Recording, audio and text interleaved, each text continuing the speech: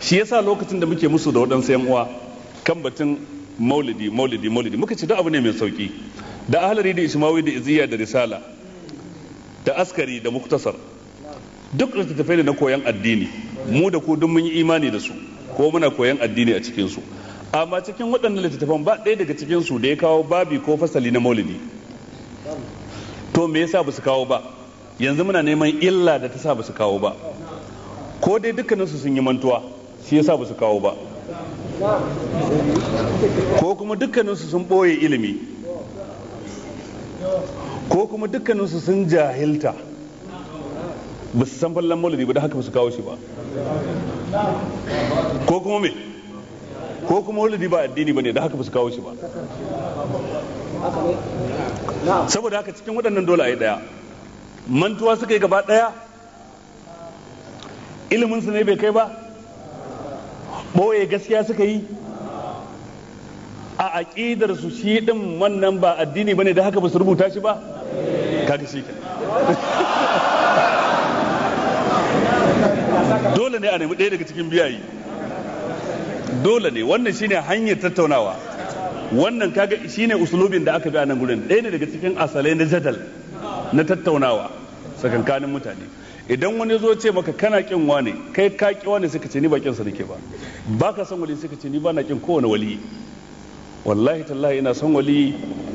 kuma ni ba na inkarin karamarsa na yadda wali ne na yadda yana da karama ba na inkari ba na masa hasada karamar da Allah ya bashi Allah ma ya kara masa wata doriya akan ta da amma rigimar fa ba akan kasancewar sa wali bane ba kuna barin babin da ake musun kun bar filin dagar kun shiga wani wuri daban ba wannan ne filin dagar ba ba shi ne filin fadan ba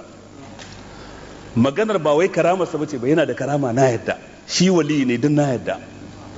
amma maganar abishi waye yace abishi nan ne inda musu yake wane ne yace abishi nan ne kicin yake ni na yadda shi wali ne amma ni annabi zan bi ba zan bi shi ba shikenan dalili na ba zan bi shi ba ba wai dan ba wali bane ba wali ne Allah kara masa karama na yadda da shi amma abin da yake faruwa shine na san tarihin haihuwarsa an haife shi shekara ta 1150 wato kenan bayan hijira shekara ta 1150 wato kenan bayan annabi sallallahu alaihi wa alihi wa sallama ya bar duniya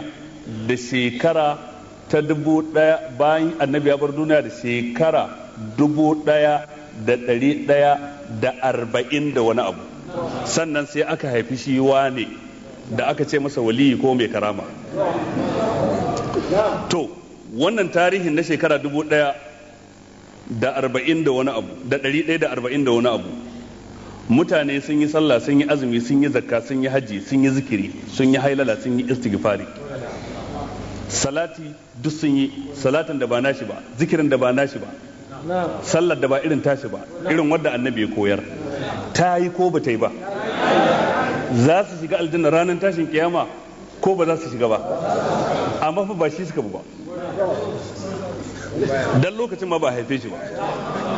addinin su yayi to dan me sai da aka haife shi kuma sai yayi juyin mulki yace sai an bi shi za a shiga aljanna kaga inda rikicin yake kenan da haka idan gurin idan kana son a zauna lafiya ka daina ba ruwanka da wali duk waliye bayan Allah ne mun yadda da su waliye ne ko mun yadda suna da karama amma biyayyawa aka ce abi annabi aka ce abi shikenan magana ta kare wallahi tallahi duk wanda bai bi annabi ba zai shiga aljanna ba kai kuma ka rantse ka ce wallahi tallahi duk wanda bai bi wanda ba zai shiga aljanna ba muji